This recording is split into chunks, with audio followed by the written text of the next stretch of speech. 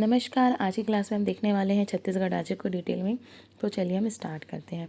देखिए आपके सामने जो है छत्तीसगढ़ का मैप है। छत्तीसगढ़ जो है पहले मध्य प्रदेश का हिस्सा था, जिसे सन 2000 में अलग हुआ। ठीक है, मध्य प्रदेश से कब अलग हुआ? 1 नवंबर 2000 को छत्तीसगढ़ मध्य प्रदेश से अलग होकर अलग राज्य बना। ठीक है, तो छत्तीसगढ़ को देखेंगे तो छत्तीसगढ़ की राजधानी क्या है? रायपुर है। ठीक है, छत्तीसगढ़ की राजधानी है रायपुर। रायपुर में जो इंटरनेशनल एयरपोर्ट है जिसका नाम है स्वामी विवेकानंद इंटरनेशनल एयरपोर्ट। रायपुर से लगा हुआ दुर्ग जिला है और यहीं पर क्या है? भिलाई है। ठीक है, रायपुर से लगा हुआ दुर्ग जिला, यहीं पर भिलाई है।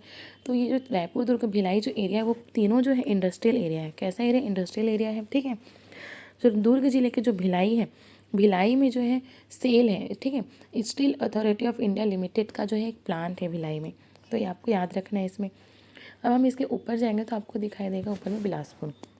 ठीक है, बिलासपुर में जो है दक्षिण पूर्व मध्य रेलवे जोन का मुख्यालय है। कौन सा? दक्षिण पूर्व मध्य रेलवे जोन का मुख्यालय बिलासपुर। छत्तीसगढ़ का जो हाईकोर्ट है वो कहाँ पर है? बिलासपुर में है। ठीक है, इसलिए आपको याद रखना है। बिलासपुर के पास जो रतनपुर एक जगह है जहाँ पर महामाया मंदिर है, जो कि बहुत ही फेमस है। ठीक है, और यहीं पर जो है अचान कमार बायोस्फीयर रिजर्व है। क्या है? अचान कमार बायोस्फीयर रिजर्व है। आपको ये याद रखना है। फिर है बिलासपुर के बगल में आपको दिखाई देगा कोरबा।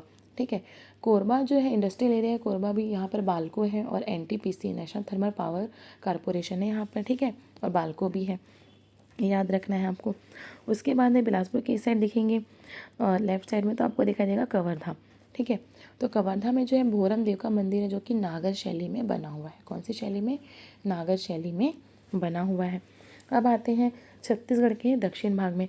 तो दक्षिण में हम देखेंगे, यहाँ पे देखेंगे कांकेर है।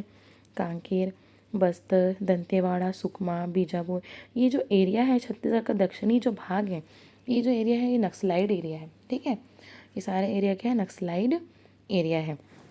अब देखेंगे कि यहाँ जो बस्तर है, ठीक है, बस्तर में चित्रकूट जलप्रपात है। कौन सा जलप्रपात है? चित्रकूट जलप्रपात, जो कि भारत का सबसे चौड़ा जलप्रपात है। ठीक है, इसलिए इसे भारत का नियाग्रा कहते हैं। क्या कहते हैं? भारत का नियाग्रा कहते हैं। कौन से जलप्रपात को? चित्रकूट जलप्रपात को, क्योंकि इसकी चौड़ाई सर्वाधिक है।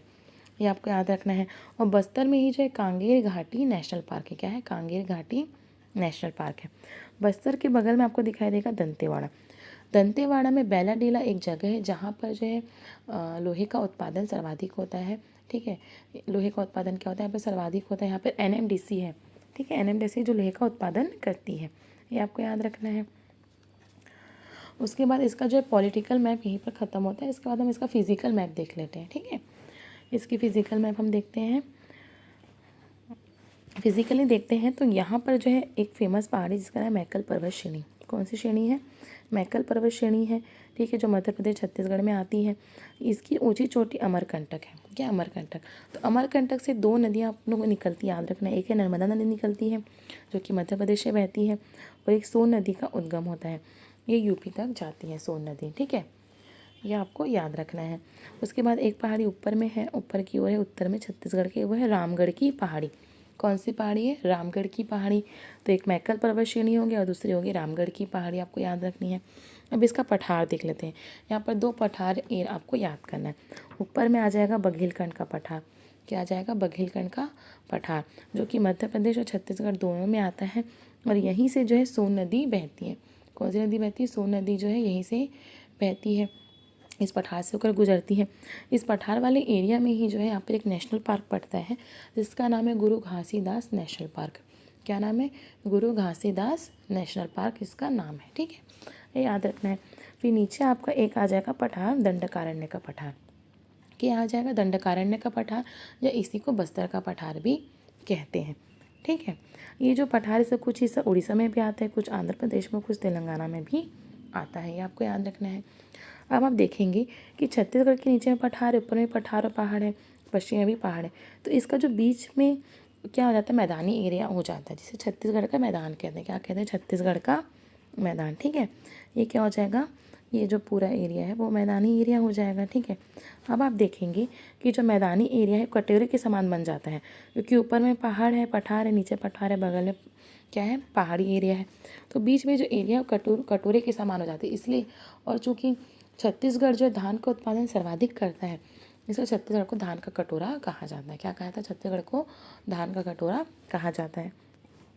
अब याद रखना है कि यहाँ पर जो है धमतरी जिला, यहाँ पर एक सिहावा है, सिहावा पर्वत से जो है सिहावा जगह है, वहाँ से महानदी का उद्गम होता है। ठीक है, कौन सी नदी निकलती है यहाँ से? सिहावा से, धमतरी की सिहावा से महानदी निकलती है। महानदी जो उड़ीसा में प्रवेश करती है, और उड़ीसा में जो महानदी पर हीराकुंड डैम है। कौन सा डैम है? हीराकुंड जो है बांध है। ठीक है, महानदी पर कहाँ पर है?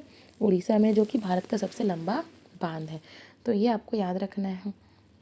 ठीक है, इतनी सारी चीज़ें जो हैं आपको छत्तीसगढ़ में याद रखनी है। उसके बाद हमने देखा कि छत्तीसगढ़ में जो है बायोस्फीयर रिजर्व, जिसका नाम है अचान कमार बायोस्फीयर रिजर्व। क्या है? अचान कमार बायोस्फीयर रिजर्व है छत्तीसगढ़ में।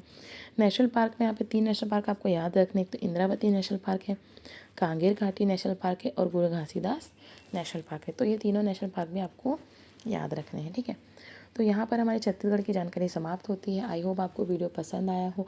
अगर आप Indian geography with map completely पढ़ना चाहते हैं तो प्लीज़ मेरे वीडियो को सब्सक्राइब जरूर कीजिएगा। धन्यवाद।